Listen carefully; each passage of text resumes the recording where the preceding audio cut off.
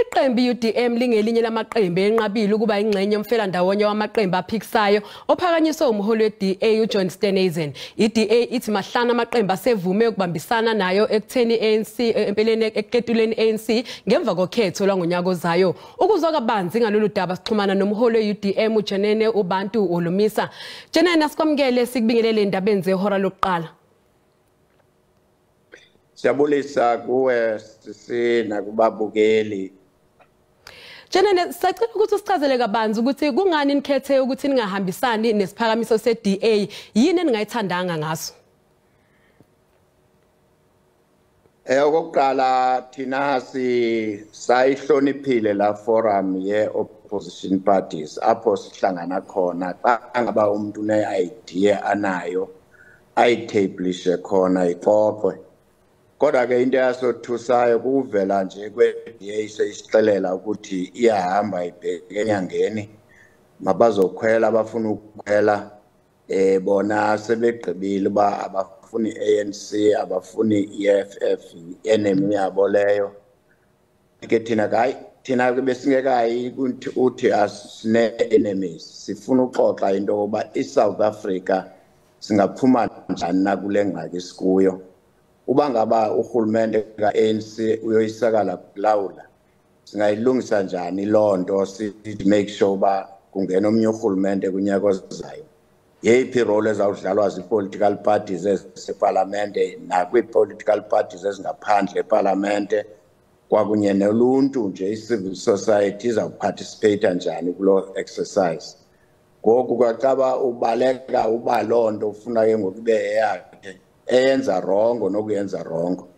So sisamlindile kuyawubuyela kule forum kaba ngomso siyahlangana apha eKapa no-IEC apho sasimcele khona u-IEC azobrief leaders ze-political parties. So uzabe lapha ngomso mhlawumbi sake simbone phaa uJohn uba yinto lazama uyenza sake simbuze mhlawumbi ngomso phaa.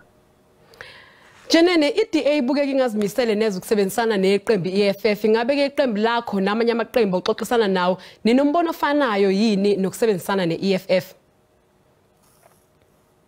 EFF zange beyi-enemy yazo naziphi i-political parties.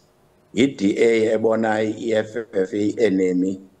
So uba ngaba ke bayibona kanjalo mabangacingi bafama nathi sawuba i-enemy yabo ibaba yi-enemy yethu. So asihambi ngolo hlobo apha kwipolitiki.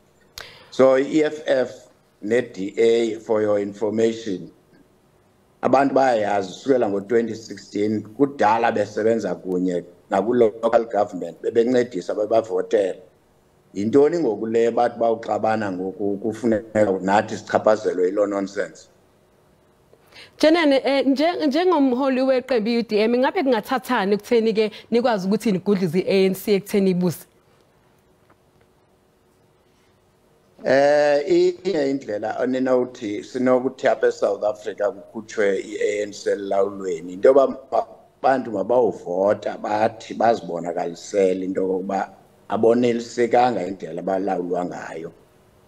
Okwesibini, uba ngaba sifuna team enoba strong ufuneka sakhe into efanayo nale iku-ANC because ANC ivotelwa ngabantu abahluphekileyo, ivotelwa zizikhulu, ivotelwa ngoontontoni njalo njalo. Nathi ke ngoku kufuneka sibe nepolicy yethu esinothi sivumelane ngowethu umgaqo kwajonga uba ngaba singangena siyile party sifomishe mhlawumbi i-umbrella body eyawurejistariswa kwa-IEC but ingene kwa-IEC loo body ingathuba iipati ezinye ziphelele.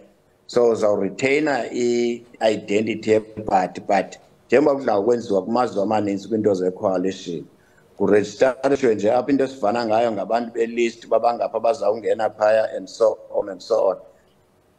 Ixube loo nto not i-political parties kuphela, ixube nezi-sectors ze-civil society neenkosi neecawe yonke into ukuthi make sure uba loo bhodi ingenayo i-contest i-elections.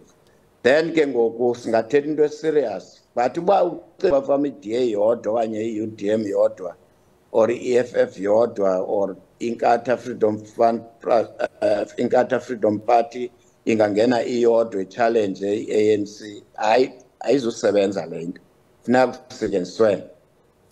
Sibonge kakhulu Jenene lo beku Jenene uBantu Holomisa ongumholi weqembu iUDM.